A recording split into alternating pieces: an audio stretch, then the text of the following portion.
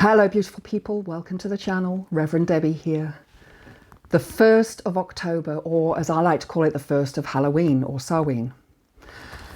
This month is probably one of the witches' favourite months of the year. It is finally a time when all of the decor in my house actually fits with, the time of year. My Halloween decorations stay up all year round.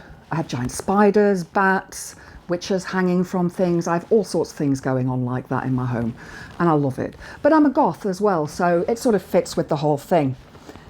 But what does Samhain mean to you as a witch? Perhaps you are just getting into witchcraft and not sure what to do and thinking about, well, what does Samhain mean? Now, I just want to remind you, it's spelled Samhain, S-A-M-H-A-I-N, but it's pronounced Samhain.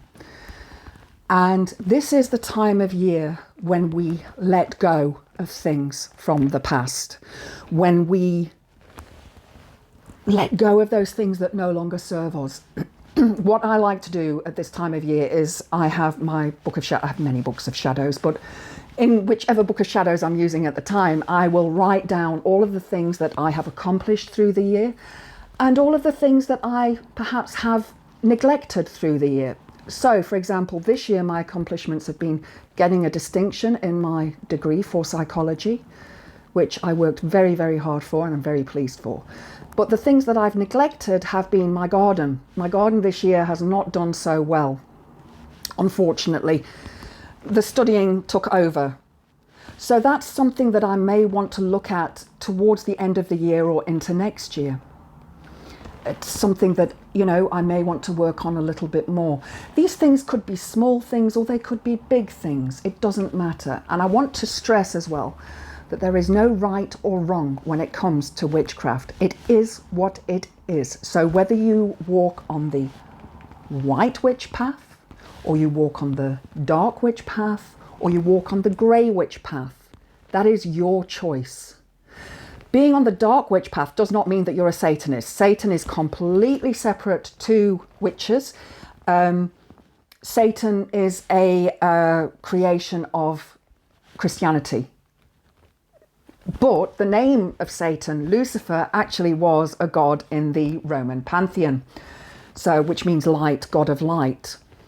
So yes, looking at this time of year, maybe take a journal, write down all the things that you accomplished, all the things that you couldn't get round to. Have another look at those things that you couldn't get round to. Were they really important? Are they things that you can just let go of? Are they things that you can say, right, okay, that's not for me, that's not the path for me? This whole year I have spent cleaning out my wardrobe. I have a dressing room. I've lost a huge amount of weight, so a lot of the clothes that I had no longer fit me, and the clothes that I saved in a suitcase under the bed now do. I'm so happy because those clothes I love, and it's saving me money. But I spent the whole year doing this, shedding, getting rid of, and it feels so good to get rid of all that clutter. I won't get rid of my books. I can't. There's so many books behind me. There's over 400 books in my home, and probably 100 of them I've not yet read. So, they are on the list. But at the moment, I'm back to my studies again, with it being October. We started with our studies yesterday. And shed what you need to shed in your life, whether that's weight, whether that's a behavior, whether that's a thought pattern, whether that is something that you're working in the spiritual realm. You may want to cast a spell for that. Now, I'm going to try and do some videos over the next month, sort of every day, where you can do something to do with witchcraft. I'm hoping that I can carry on doing this. As many of you know, my cat, Goblin, had to have her eye removed last week. So I'm very much being a nursemaid at the moment for her because she needs a lot of care and a lot of love. But I shall try my best to make this interactive as well. So your first task is journal. Make a list of those things that you accomplished, the things that you're proud of, and then make a list of the things that you didn't accomplish, the things that you still want to do. Are they still important? You could say it's a bucket list of sorts. And then from that point, work out where do you want to go with them?